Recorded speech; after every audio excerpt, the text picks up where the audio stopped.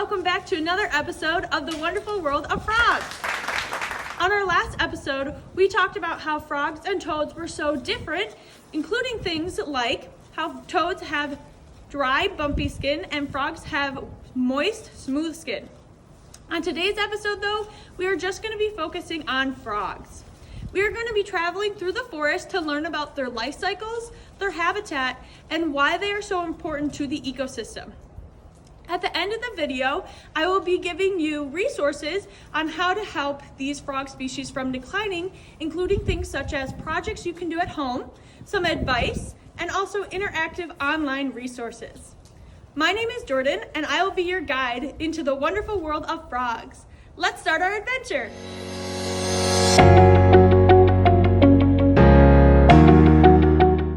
For our adventure today, I decided to travel to the nature reserve we have right here in Stevens Point, Wisconsin. That's right, I'm in Shminke Reserve.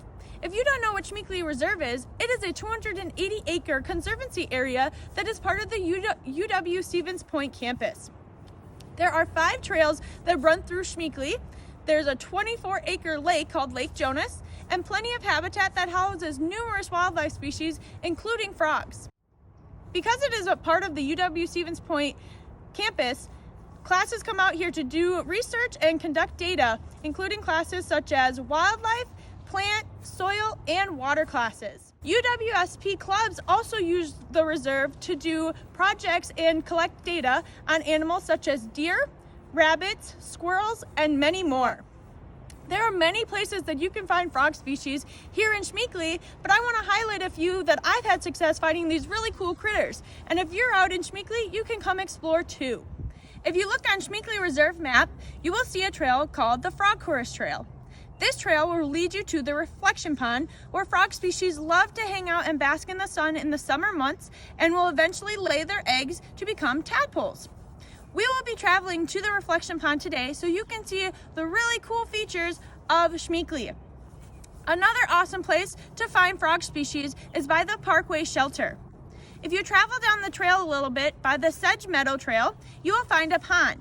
And I'm there now. In the summer months, you can hear the roaring songs of the frogs and watch them splash into the water as you get near.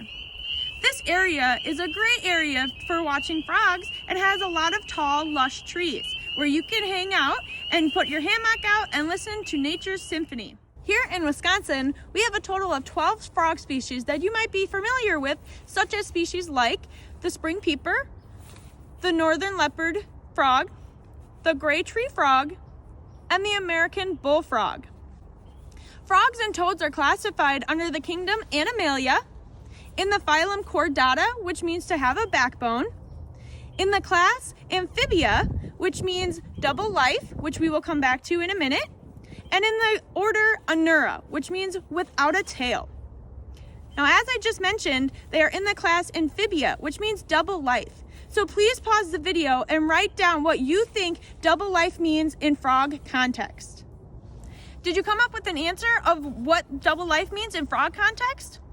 Well, here's an answer you might have come up with. Amphibian comes from the Greek word amphibios, amphi meaning of both kinds and bios meaning life.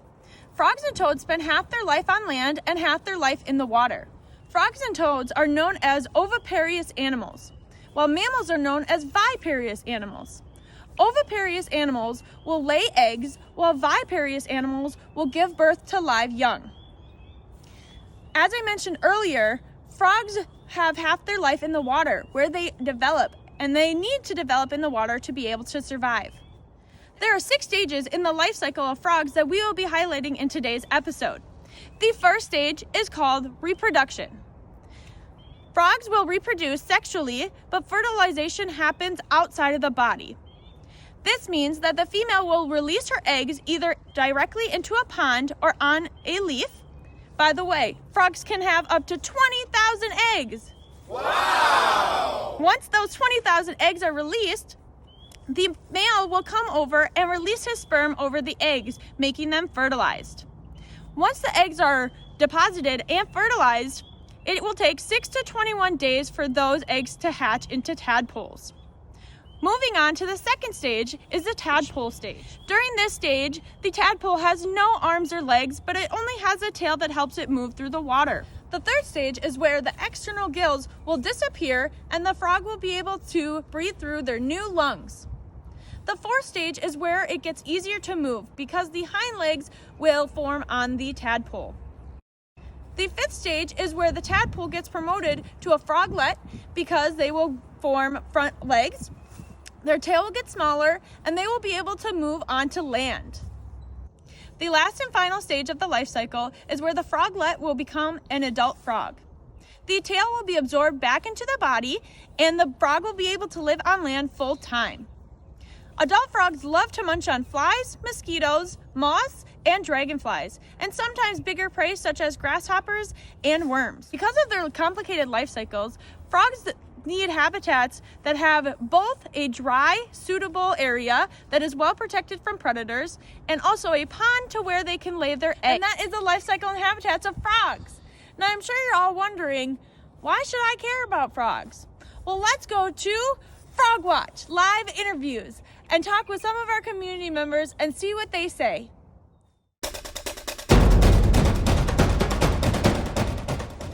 Here we are at the reflection pond, where you can sit on this beautiful swing on a sunny day and watch the frogs bask in the sunlight. Let's go talk to one of the inhabitants in this pond and ask him a few questions. Hello, good sir. How are you doing today? I am doing quite well. My name is Webster McRibbit. So good to meet you. Hello, my name is Jordyn. Nice to meet you, Mr. McRibbit. I am out here trying to find local community members to tell my viewers why they should care about frogs. Do you have a few minutes to talk about frogs and answer a few questions? Of course I will answer some questions. People need to know how awesome we truly are. And please, call me Webster, Ribbit. All right, Webster. First question, what makes frogs so special anyways? Ribbit, well you see us frogs have a really cool feature that makes us unique. Our skin is actually permeable, meaning liquid and gases are able to pass through. Ribbit. This feature allows us to breathe and drink through our skin. However, this also means that anything in the environment is really easy for us to absorb. Ribbit. Wow, what a cool feature to be able to breathe out of your skin. But you did mention that you can also absorb other things in the environment. What kind of things can you absorb and how do they affect you? Ribbit, well sometimes in the environment there are toxic chemicals that could be in the air or the water, and because our skin is so thin, the chemicals will go right through, Ribbit, along with radiation from the sun and diseases. This affects our health, and many frog species die annually to the high levels of pollutants in our habitat. Also, these pollutants that are in the air can cause acid rain, which will infiltrate our ponds and cause us harm as well. Ribbit. The acid rain will change the pH of the water lower than what we can handle, which is normally 6.5 to 7.5. Ribbit. Please pause the video and write 2 facts about lower pH level. Oh no, that's not good at all. Well, I just have one more question for you, Webster. Why should we care about frogs? Many of my friends have volunteered for medical studies for humans. Scientists have found new painkillers and antibiotics that can help humans through our secretions in our skin, Ribbit. So not only do we help tell if an environment is polluted or not, we help humans be happy and healthy. That's what I call awesome, Ribbit. And there you have it, folks. Thank you, Webster McRibbit, for chatting with us today on Frog Watch Live Interviews.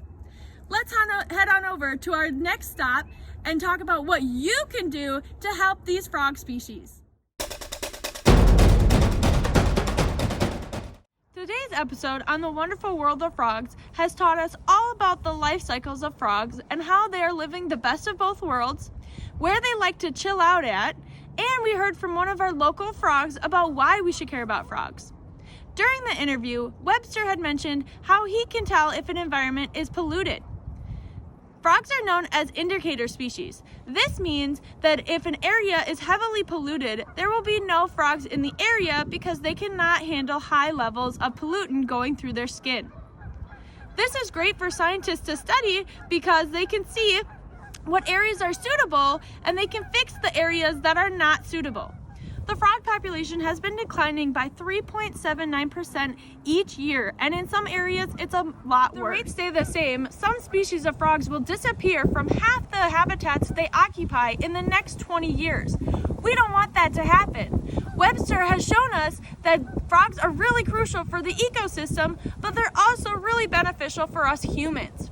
So here's some ways that you can help the frog species from declining. One way you can help is by starting a campaign about one specific species of frogs. This is a great way to get voices and signatures for the frogs that you are trying to campaign about. You can also do this virtually. Another really great way and easy way you can help frogs is by buying environmentally friendly cleaning products. A lot of the time, our cleaning products will end up in waterways and in ponds where frogs are, and it can harm them. Some brands that I recommend is a brand called Everspring, where you can find at Target. I buy my paper towels, my dish soap, and also my cleaning wipes because it is an environmentally friendly brand. The paper towels are compostable, and it is not tested on animals. Some other brands include 7th Generation, Method, and Myers. If you want to get crafty, a project that you can do is you can have a frog pond. I will have the directions on how to create a frog pond in the description below. If you have already created a frog pond or are starting to, please leave a picture in the comments as I would love to see your work. Save the Frogs is a really great website where you can learn more about frogs and things that they are doing to help the frogs.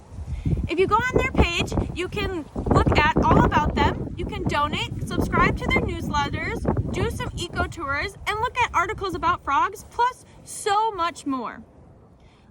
Another really easy thing you can do is leave dead fallen logs in your yard.